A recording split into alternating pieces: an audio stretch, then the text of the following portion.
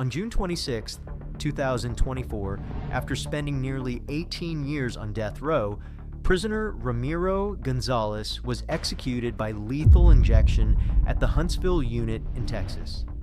He was 41 years old. The date of his execution wasn't random. It was the 42nd birthday of the woman he murdered. January 15, 2001, Bandera County, Texas. A rural stretch of land near San Antonio where houses sit far apart and everybody knows everybody's business. 18-year-old Bridget Townsend was alone at her boyfriend's house that afternoon. Her boyfriend, Joe Leal, was a drug dealer. She knew it, everyone knew it, but she was young and maybe she thought she could handle it. Ramiro Gonzales knew it too. That day, Gonzales, also 18, drove to the house looking for cocaine. He was a customer. He'd been there before. But this time, Leal wasn't home. Only Bridget was. When she told Gonzales her boyfriend wasn't there, he didn't leave. He went inside anyway, searching for drugs. Bridget tried to call Leal. That's when Gonzales made his decision. He overpowered her, tied her hands and feet, ransacked the house, looking for drugs he never found, took some cash, and then he forced her into his truck. Gonzales drove Bridget to his family's ranch in neighboring Medina County. Remote, isolated, the kind of place where no one would hear you scream. Court records would later describe what happened next in clinical terms: kidnapping, sexual assault, murder, but those words don't capture what Bridget endured in her final hours. She begged for mercy. Gonzales raped her. Then he shot her with a hunting rifle and abandoned her body in a field in Southwest Texas. When she didn't come home, her family reported her missing. But there were no witnesses, no physical evidence at the house, no body. The case went cold. Bridget Townsend had simply vanished. 8 months later, September 2001, Ramiro Gonzales abducted and raped another woman, Florence Teisch. This time, he was caught. He was convicted and sentenced to 2 consecutive life terms. At 19 years old, Gonzales was already facing the rest of his life in prison, but he was carrying something heavier than his sentence: the knowledge of what he'd done to Bridget Townsend.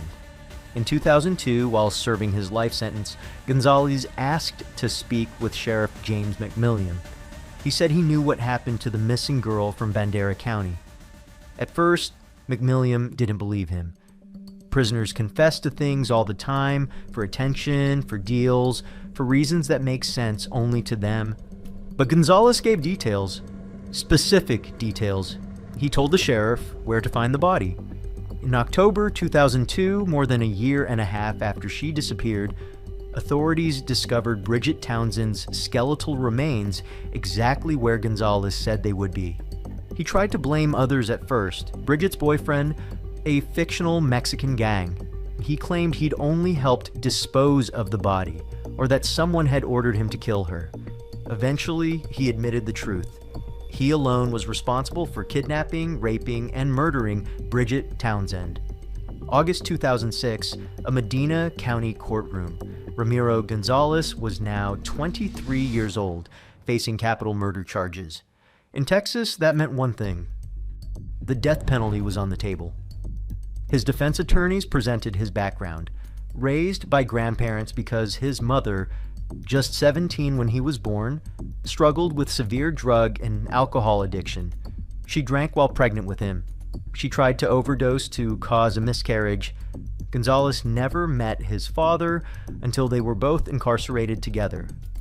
The defense presented evidence of childhood sexual abuse by a cousin when Gonzales was 4 or 6 years old, another assault by an older woman when he was 12 or 13, school records showing developmental delays, a history of drinking and drug use starting at age 11. But the prosecution brought their own experts.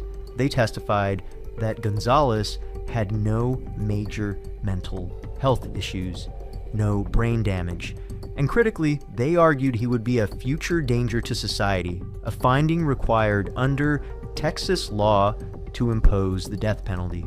Dr. Edward Gripon, a forensic psychiatrist, testified that people who commit rape are likely to reoffend. He based his assessment on recidivism data and statements from Gonzales's cellmate, Frederick Ozuna. The jury deliberated, then they returned with their verdict: guilty of capital murder. Sentence: death. Deathrow is a strange place. Time moves differently there. Days blur into years. Some prisoners deteriorate, some find religion, some do both. Ramiro Gonzales became deeply religious. He devoted himself to Christianity, served as a spiritual leader for other death row inmates, studied scripture, and by all accounts became a model prisoner with a clean behavioral record.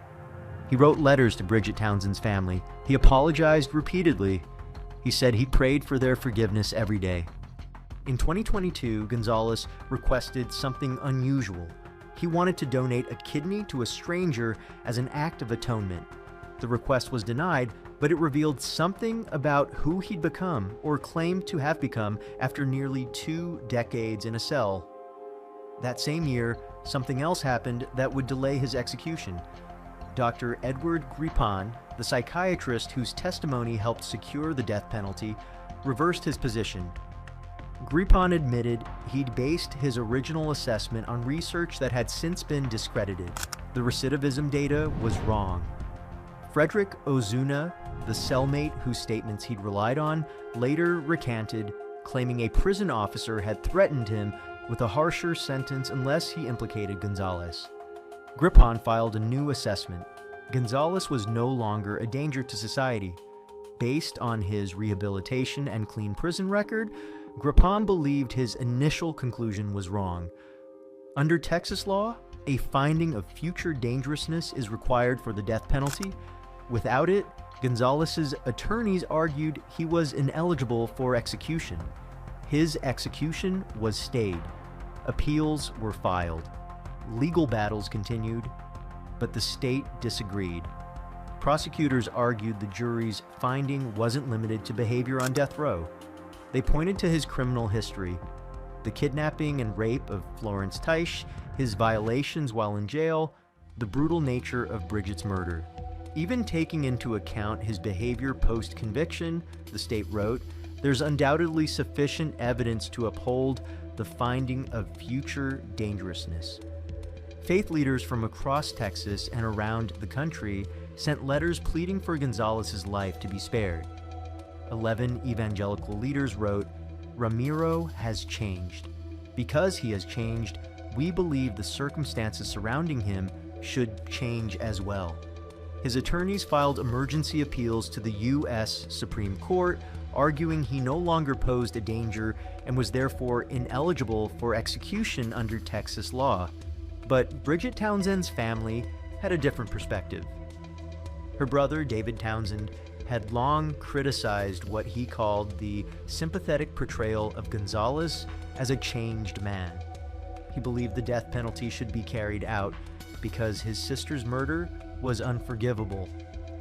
"Our family seeks not revenge, but closure and a measure of peace after years of heartache," David wrote. Patricia Townsend, Bridget's mother, told reporters she planned to attend the execution. She drove 4 hours from San Antonio to Huntsville. When asked about Gonzales's difficult childhood, she was unmoved. "I don't feel sorry for him at all," she said, "and I don't want other people to feel sorry for him." She noted that the execution date, June 26th, was her daughter's birthday. Bridget would have turned 42. "It's a comforting gesture," Patricia said. "He was set to leave the world the same day Bridget came into it." On Wednesday, June 26, 2024, at approximately 4:45 p.m., the U.S. Supreme Court denied Gonzales's final appeals. No comment, no noted dissents. The execution would proceed. Texas had abolished customized last meal requests in 2011, so Gonzales was offered whatever was being served in the prison that day. The details were not reported. At 6:26 p.m., Ramiro Gonzales was brought into the execution chamber at the Huntsville unit. He was strapped to a gurney. IV lines were inserted. Among the witnesses, members of Bridget Townsend's family, including her brother David. Before the lethal dose of pentobarbital was administered, a spiritual advisor sang a prayer, resting her left hand on Gonzalez's chest. Then Gonzales was given an opportunity to make a final statement. "To the Townsend family, I'm sorry," he said, his voice directed toward the witnesses behind the glass.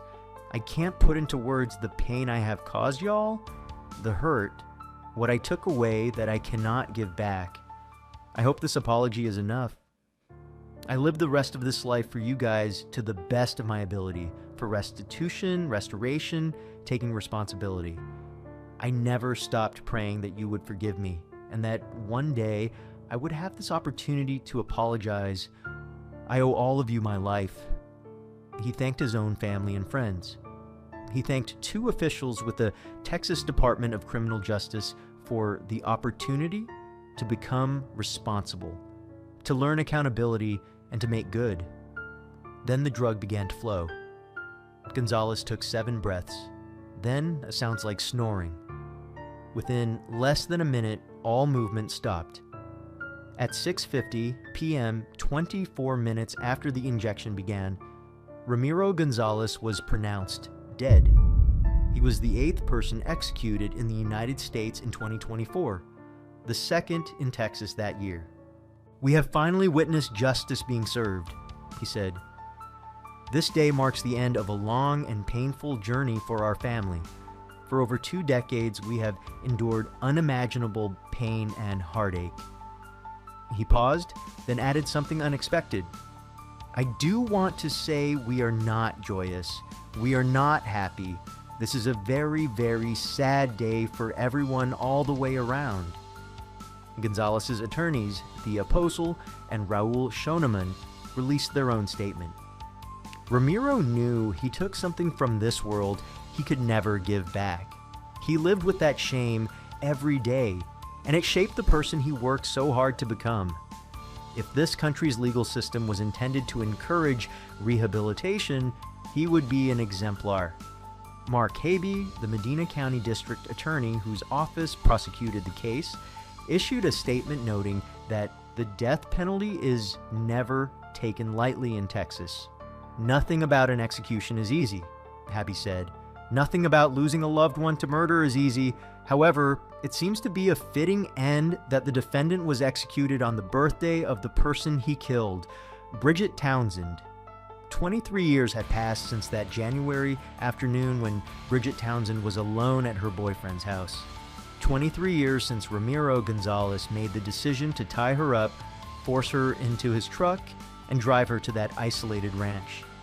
23 years since her family last heard her voice.